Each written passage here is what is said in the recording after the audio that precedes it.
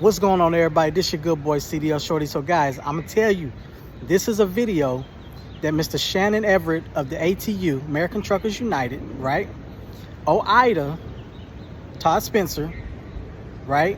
And Bonehead Trucker do not want you to know. So they always place blame on somebody, right? They always place blame, but they fail to do their research. They always say Obama rescinded this, Obama did this. Yeah, he signed it into law, but guess what? The trucking industry did this to our own selves. How many of you guys know who the CVSA is? How many of y'all know or even heard of the CVSA when it comes to English proficiency? You know, Obama took it out. You know, different admins have different stuff. It's like, you know, you get rid of one football coach and they bring in another football coach and they change up stuff. And we all know at that time Obama was for desegregation and all of that good stuff. And it was very racist and biased. But also, guess what the CVSA did and said? How many of you guys can read that?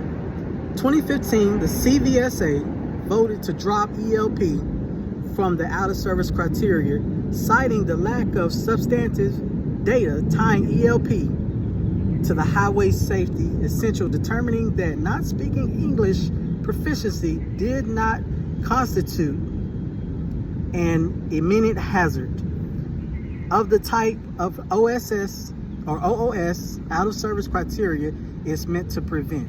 In 2016, FMCSA issued another enforcement memo designed to assist drivers and roadside enforcement in communicating in situations of limited English proficiency. This new guidance suspended the previous 2007 memo and made it clear that ELP violations should not be considered out of service.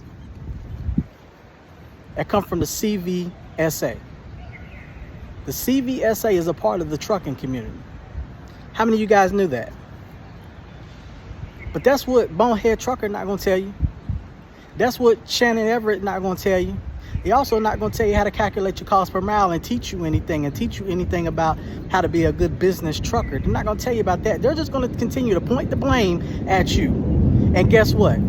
Old Zeke Dog will continue to suck the dick and be the house Negro he is by talking about English proficiency without doing any research and talk about real truckers don't wear flip-flops. Where do you think that came from? That came from racism, Zeke Dog.